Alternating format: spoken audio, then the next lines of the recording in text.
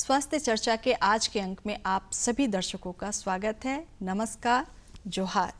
आज के अंक में हम चर्चा करने वाले हैं मच्छर जनित बीमारियां एवं होम्योपैथ में उनका इलाज।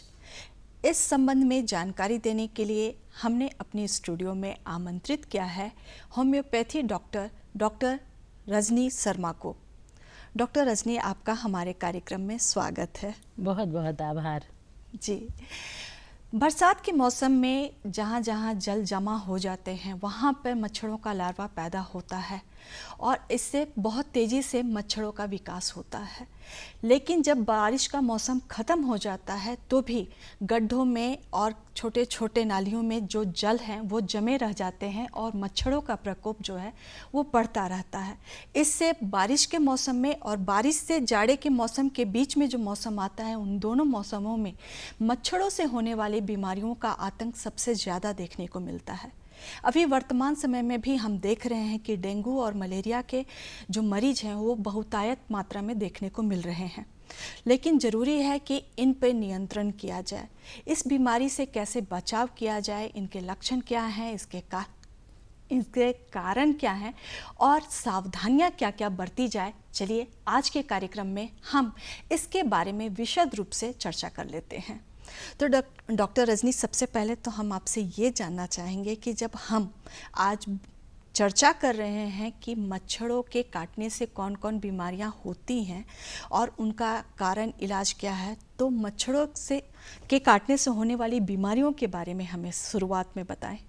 जी बिल्कुल, मैं अपने दर्शकों को बताना चाहूँगी कि बारिश के इस मौसम में जगह जगह जल जमाव हो जाते हैं, जिसके कारण से अत्यंत मच्छर उत्पन्न होते हैं।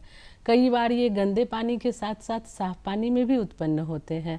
तो इससे बचाव के लिए ज़रूरी है कि हम अपने आसपास साफ सफाई रखें और जल का जमाव ना होने दें। जो बारिश से जो उत्पन्न होने वाले मच्छर हैं, उनसे जो बीमारियां उत्पन्न होती हैं उसमें खास करके चिकनगुनिया, मलेरिया, डेंगू, फलेरिया और फूड पॉइजनिंग के भी केस कई बार आते हैं।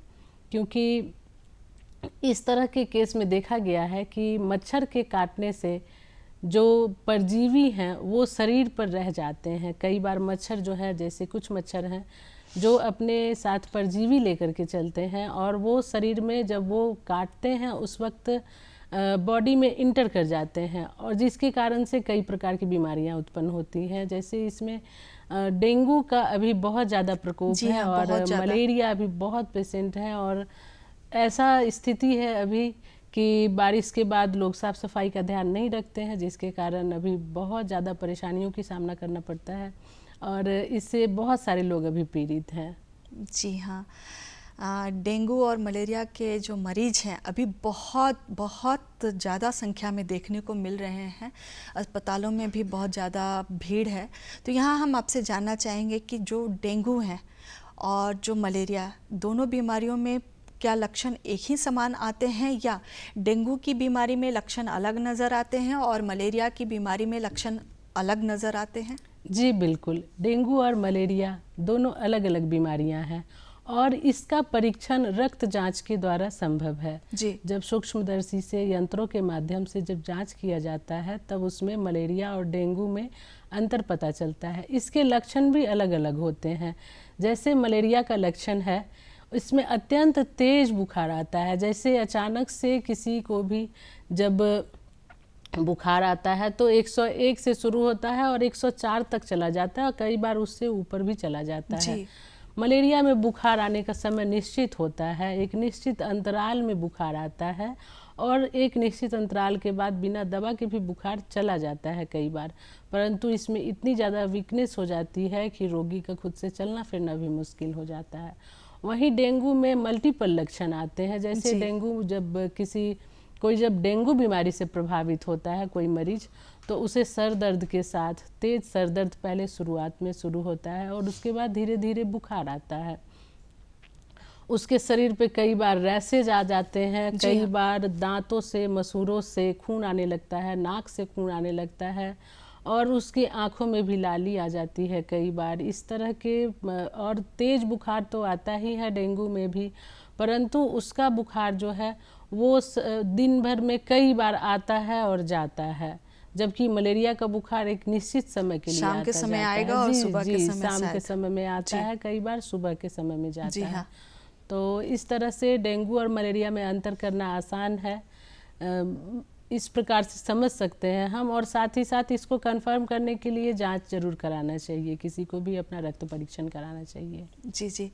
बदलते मौसम में जो वायरल फीवर है वो ज़्यादा देखने को मिलता है, और वायरल फीवर में भी जो है नाक जाम हो जाता है, थोड़ी बहुत खांसी और छींक आते हैं, साथ ही फीवर भी, बुखार भी चढ़ने लगता है। तो कैसे हम समझें कि ये डेंगू है, मलेरिया है या वायरल फीवर है? कितने दिनों को हम लोग जो है लॉकिंग पीरियड माने कि इतने दिनों के बाद जो है हमें डॉक्टर के पास जाना चाहिए, या ये परीक्षण जो है वो करवाना चाहिए? जी बिल्कुल। मच्छर जनित रोग जब भी उत्पन्न होता है तो ये 2 से 7 दिनों के भीतर असर करना शुरू करता है जी। और इसका शरीर पर प्रभाव बहुत तेजी से देखने को मिलता है। अगर किसी को वायरल अगर सर्दी, खांसी, जुकाम, फीवर हुआ है अगर, तो उसके शरीर को कम प्रभावित करता है, वो अपने कार्य करने में सक्षम होते हैं, उन्हें कमजोरी बहुत ज़्यादा महसूस नहीं होती है। वहीं डेंगू, मलेरिया, चिकनगुनिया इत्यादि जो है वो शरीर को पूरी तरह से तोड़ देते हैं, उनके जोड़ों में दर्द हो जाती है। जी। हर एक गांठ में दर्द हो जाएगा और वो चलने फिरने में भी उन्हें असमर्थता होती है। तो इस प्रकार से हम समझ सकते हैं कि जो वायरल फीवर है, जो सर्दी, खांसी, बुखार है, वो अगर हल्का फुल्का है और व्यक्ति एकदम असहाय नहीं हो जा रहा है तो इट मीन्स कि ये वायरल फीवर है। और अगर वहीं पर अगर व्यक्ति असहाय हो जा रहा है और उससे काफ़ी ज़्यादा तकलीफ हो रही है तो इसका मतलब है कि वो उसमें वायरस इंटर कर चुका है और उसकी रक्त कोशिकाओं को क्षति पहुंच रही है। चूँकि ये परजीवी जो होते हैं जब एंटर करते हैं बॉडी में तो ये हमारी लाल रक्त कोशिकाओं को तोड़ देते हैं, जिसके कारण हमारे शरीर की रोग प्रतिरोधक क्षमता कम हो जाती है, हमारा इम्यून सिस्टम वीक हो जाता है। तो इस तरह से हम समझ सकते हैं कि वायरल फीवर और डेंगू जनित और मलेरिया जनित जो फीवर है उसमें ये अंतर है। जी जी। हम सभी जानते हैं कि होम्योपैथ में जो है इलाज होता है, लेकिन परीक्षण जो है, जो एलोपैथी के जो पद्धति है उसके अनुसार ही हम जांच करवाते हैं। तो यहाँ पर जानना चाहेंगे डेंगू के लिए, चिकनगुनिया के लिए, फाइलेरिया के लिए और मलेरिया के लिए हम कौन कौन सी जांच करवाएं ताकि हम आश्वस्त हो सकें कि हाँ हमें ये बीमारी है या नहीं है? जी, जब कहीं भी जब हम जांच के लिए जाते हैं तो किसी भी पैथ में रक्त परीक्षण के लिए एक मानक होता है और उसमें वो हीमोग्लोबिन टेस्ट करते हैं। मलेरिया, फाइलेरिया, डेंगू, उसके लिए उनके मानक बने हुए हैं और वो रक्त परीक्षण करके कोशिकाओं की जांच करते हैं कि कहीं इसमें कोई परजीवी तो नहीं है। उनका ब्लड का जो डेंसिटी होता है उसकी वो जांच करते हैं कि इनके ब्लड का लेवल अभी क्या है। तो उसके अनुसार रक्त परीक्षण से पता चल जाता है कि WBC और रेड ब्लड सेल अभी क्या पोजीशन है, तो उसके अनुसार उनके ट्रीटमेंट फिर हम लोग करते हैं। जी। अब हम डेंगू के इलाज के बारे में बात कर लें। इसमें मैं एक बात और जोड़ना चाहूँगी, इसमें RT-PCR टेस्ट भी होता है जिससे पता चलता है कि इसमें वायरस किस हद तक है। जी जी जी। या डेंगू के इलाज की बारे में जानना चाहेंगे आपसे। डेंगू का इलाज ऐसे तो होम्योपैथ का ये नियम है कि किसी भी बीमारी के लक्षण के अनुसार उपचार किया जाता है। इसमें किसी बीमारी का उपचार करने के बजाय ध्यान दिया जाता है कि उसमें जो मरीज में लक्षण उत्पन्न हो रहे हैं उनका उपचार किया जाए। तो जैसे डेंगू जब प्रभावित होता है कोई व्यक्ति तो उसे हम सर्वप्रथम देते हैं यूपाटोरियम पर्फ। यूपाटोरियम पर्फ एक ऐसी मेडिसिन है जिसे हम प्रिवेंटिव मेडिसिन के तौर पर भी लेते हैं। यदि किसी स्थान पर डेंगू बहुत फैला हुआ है तो इसे प्रिवेंटिव के तौर पर भी लेते हैं। साथ ही अगर उसे उल्टी हो रहा है तो इपिकाक देंगे, अगर उसे तेज फीवर हो रहा है, सर दर्द कर रहा है तो उसे बेलाडोना देंगे, आर्सेनिक एल्बम देंगे। उन मरीज को किस प्रकार का प्यास लग रहा है उसके अनुसार हम दवाइयों का चयन करेंगे, जैसे ब्रायनिया एल्ब, आर्सेनिक एल्बम, एकोनाइट, ये सब मेडिसिन है जो रोगी के लक्षण को देखते हुए हम उन्हें प्रदान करते हैं। जी जी। क्या खान पान का भी ध्यान रखना पड़ता है? जी बिल्कुल। जब रोगी पीड़ित होता है, बुखार में जब होता है, तो उसकी पाचन शक्ति भी कमज़ोर हो जाती है। कई बार इसमें उल्टी लगता है, दस्त होता है मरीज को, तो उसे हमेशा साफ सुथरा सादा खाना देना चाहिए, बिना तेल मसाले का खाना देना चाहिए। ऐसा भोजन देना चाहिए जो सुपाच्य हो, जी, रोगी उसे आसानी से पचा सके और उसे पूरी तरह से न्यूट्रिशन भी मिल सके। तो इस तरह के साग सब्जी, फल फ्रूट और जूस वगैरह देना चाहिए, जिससे उनके न्यूट्रिशन का भी फुलफिल हो सके मरीज का, और उनका पाचन शक्ति भी सही रह पाए। जी, जी।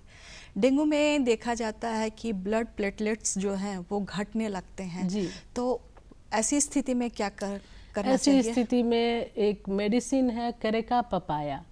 प्लेटलेट्स को बढ़ाने के लिए करेका पपाया बहुत ही इफ़ेक्टिव मेडिसिन है। साथ ही साथ आप आयुर्वेद की ओर भी अगर जाएं, चूँकि ये हमारा होम्योपैथ या आयुर्वेद ये सब एक ही मूल के हैं, तो होम्योपैथ में जब आयुर्वेद में अगर हम जाते हैं तो पपाया के पत्तियों का रस, जो जी, पपीते जी। के जो वृक्ष होते हैं उसकी पत्तियों का रस भी देने से प्लेटलेट्स बढ़ता है। और साथ ही हमारे होम्योपैथ का जो मेडिसिन है करेका पपाया, ये प्लेटलेट्स को इंक्रीज कर देता है, बॉडी को हील अप करने में हेल्प करता है।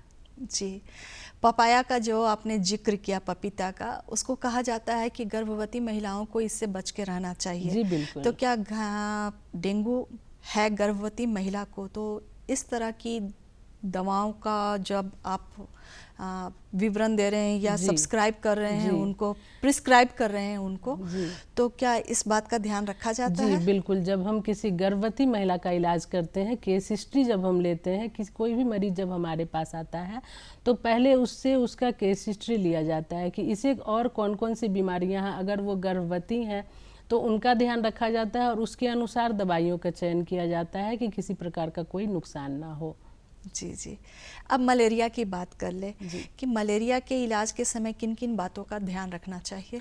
जी मलेरिया एक, जैसा कि आप जानती हैं कि मलेरिया भी एक मच्छर जनित ही रोग जी है, हाँ। और इसके परजीवी जो हैं वो शरीर पर बहुत तेज़ी से काम करते हैं, और इसके बुखार में शरीर बेहद टूट सा जाता जी, है। जी।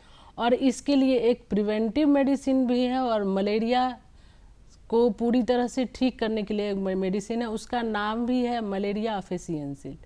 तो मलेरिया एफिशिएंसी से आप इससे बचाव कर सकते हैं, ये इसके विषाणुओं से लड़ने की क्षमता रखते हैं। इस होम्योपैथ का दवा के सेवन से मलेरिया से निजात पाया जा सकता है।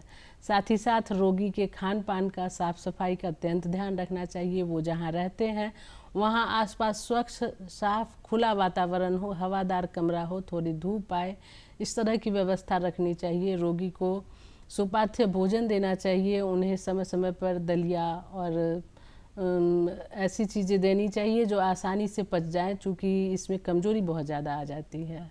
जी, जी।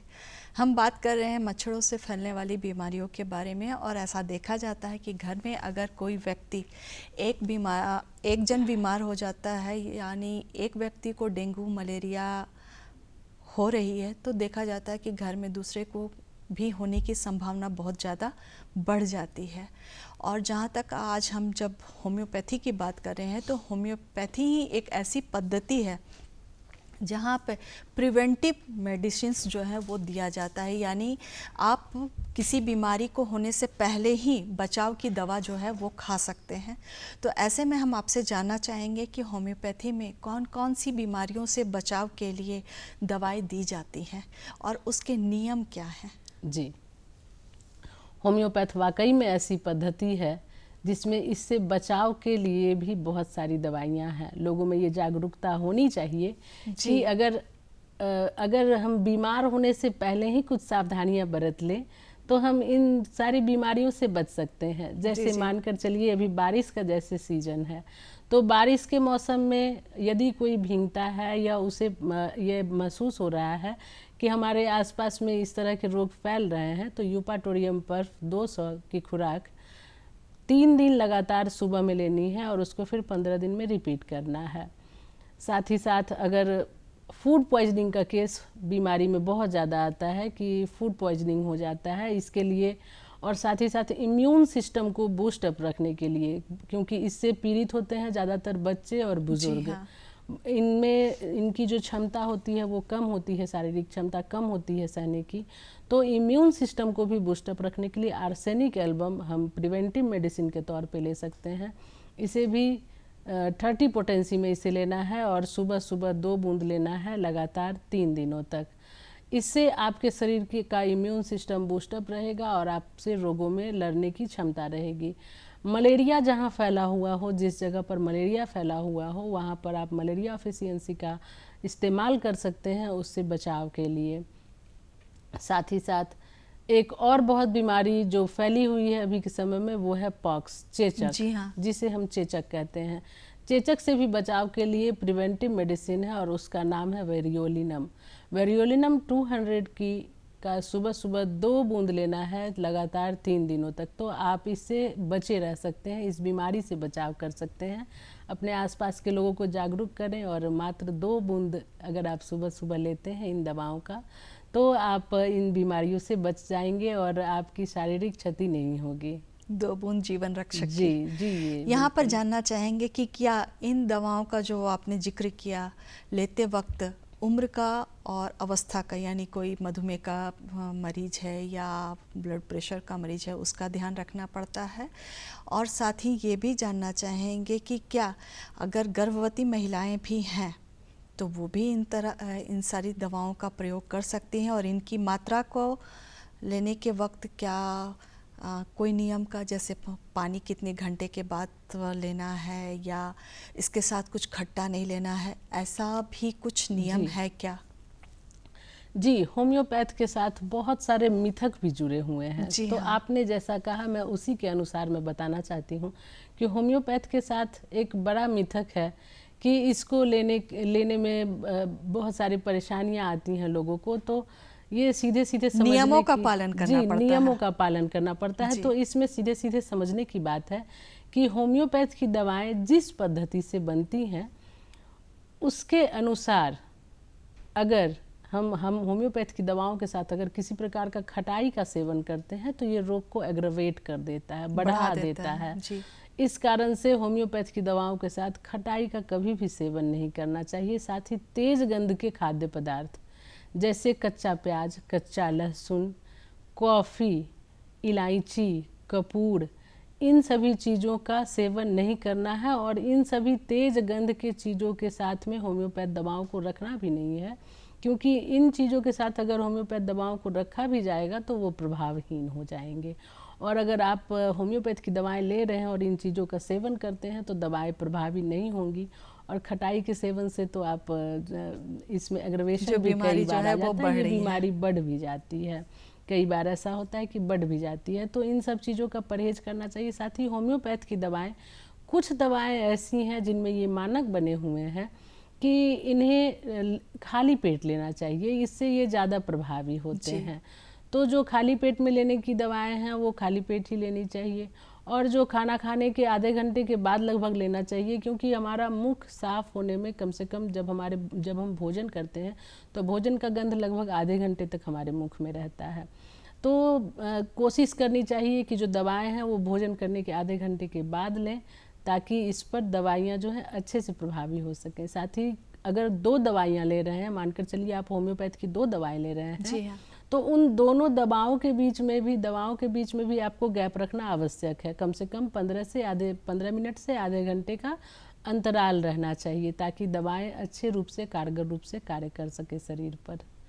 और जैसा कि आपने पूछा कि कौन सी दवाएं किसे कब लेनी चाहिए, तो इसके लिए मैं यही कहना चाहूँगी कि कोई भी दवा अपने मन से नहीं लेना चाहिए, वो किसी न किसी कुशल चिकित्सक के सलाह से ही लेनी चाहिए ताकि इसका कोई भी निगेटिव प्रभाव जो है वो आपके शरीर पर ना पड़े। जी जी जी। और जब आपने कहा कि होम्योपैथी से जुड़ी हुई कई सारी भ्रांतियां हैं, तो उसमें एक भ्रांति ये भी है कि होम्योपैथी का अगर हम सेवन करना शुरू करते हैं तो वो पहले बीमारी को बढ़ाती है, उसके बाद उसको कंट्रोल करती है। इसमें कितनी सत्यता है? जी बिल्कुल, यह एक मिथक है, इसमें कोई किसी भी प्रकार की सत्यता नहीं है।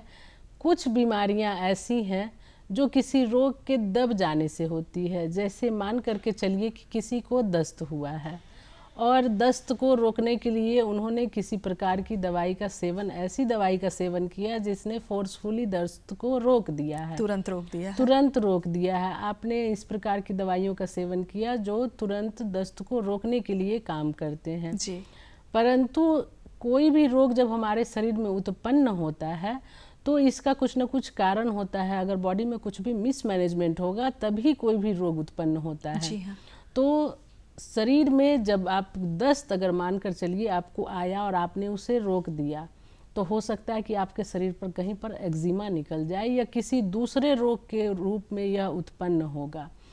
तो जब होम्योपैथ की दवाएं दी जाती हैं, चूँकि होम्योपैथ का जो नियम है वो सम समय पे चलता है, सम पे चलता है, तो जो दबा हुआ रोग है उसे निकाल करके और तब पूरी तरह से ख़त्म करता है। कई बार ऐसा देखा गया है, खास करके स्किन डिजीज़ में, जब कई प्रकार के रोग हैं जो स्किन डिजीज़ हैं, जैसे आपके फाइलेरिया है, जी हाँ। जैसे आपका सोराइसिस है, बॉडी एलर्जी है, ये सभी किसी रोग के दब जाने से अगर हुआ है या अगर हुआ है और रोग को दबा दिया गया है, तब जब होम्योपैथ दवाएं दी जाती हैं तो वो पहले रोग को जो दबा हुआ है उसे निकाल देता है और उसके बाद जड़ से धीरे धीरे उसी मेडिसिन से ख़त्म हो जाता है।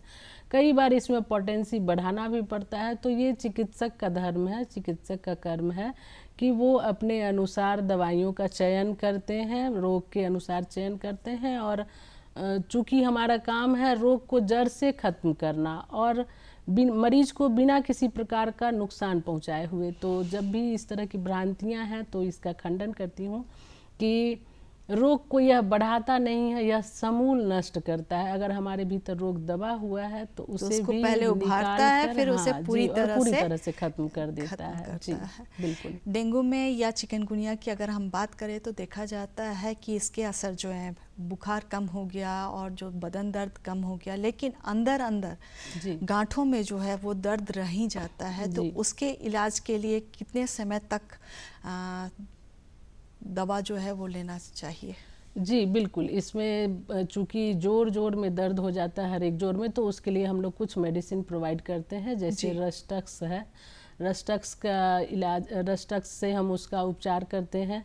अगर उन्हें कमजोरी आ जाती है तो उन्हें अल्फ़ा देते हैं, जिंक्सिंग देते हैं, जेलिसीमियम देते हैं। ये सब रोगी की कमजोरी को दूर कर देते हैं। और साथ ही अर्निका है, ये शरीर के दर्द को दूर करता है। आप इसमें इचिनेसिया है, ये शरीर में सेल्स को बूस्टअप करता है और शरीर को स्वस्थ करने में सहायक होता है। जी जी। अब फाइलेरिया के बारे में बात कर लें कि फाइलेरिया की बीमारी होती क्या है, ये कैसे फैलती है, और इसको हम लोग अगर होम्योपैथी में इलाज के लिए जाएं तो होम्योपैथी में इसको कैसे, इसका जो है परीक्षण करके इसके इलाज की व्यवस्था की जाती है? जी, फाइलेरिया ऐसी बीमारी है जिसका परजीवी मच्छर के द्वारा ही उत्पन्न होता है। जो मच्छर के द्वारा और साथ ही साथ जो भी रक्त अवशोषित करने वाले जीव हैं वो अपने साथ फाइलेरिया के जीवाणु को कैरी करते हैं और इसकी आकृति धागे के समान होती है। यह रक्त परीक्षण से पता चलता है। इसमें इसके लक्षणों में इसे आम बोलचाल की भाषा में हाथी पांव भी कहा जाता है, जिसमें एक पांव जो है या फिर दोनों पांव कई बार फूल जाता है और काफ़ी हाथी के पांव के समान उसकी आकृति हो जाती है। फाइलेरिया के रोग में कई बार रैशेज भी हो जाते हैं, शरीर से रिसाव भी होता है और उन्हें काफ़ी खुजली महसूस होती है, दर्द महसूस होता है। कई बार ये चेहरे में, बाहों पे और स्तन में भी हो जाते हैं। कई बार महिलाओं के स्तन में हो जाते हैं और उनको पता नहीं चलता है। तो इसके लिए अवेयरनेस होना बहुत ज़रूरी है। अगर अपने कोई भी किसी भी महिला को अगर अपने स्तनों में सूजन महसूस हो रही हो, अगर वो जांच करें, खुद से भी जांच कर सकते हैं इसकी, या किसी कुशल परीक्षक से भी, डॉक्टर से भी करवा सकती हैं कि स्तनों में अगर सूजन है, पाँव में सूजन है या कई बार बाहों में सूजन है, चेहरे पे सूजन है, तो ये फाइलेरिया के लक्षण हैं। इससे बचाव के लिए कुछ दवाएं हैं जिनमें मुख्य रूप से सल्फर चलाया जाता है। कई बार जो रोग जो उत्पन्न होते हैं उसके लिए सल्फर रामबाण के समान काम करता है। उसके बाद लक्षण के अनुसार हम उसमें दवाएं देते हैं, जिसमें खास तौर पर एसिड हाइड्रोफोलिकल, हेमामलिस, अगर उनसे अगर रक्त का रिसाव हो रहा है तो हेमामलिस नाम की एक दवा जो है, जो होम्योपैथ में रक्त के बहाव को रोकने का काम करती है। चूँकि रक्त अगर बहाव होता है तो उसे रोकना बहुत ज़रूरी होता है और उससे उसका उपचार किया जाता है।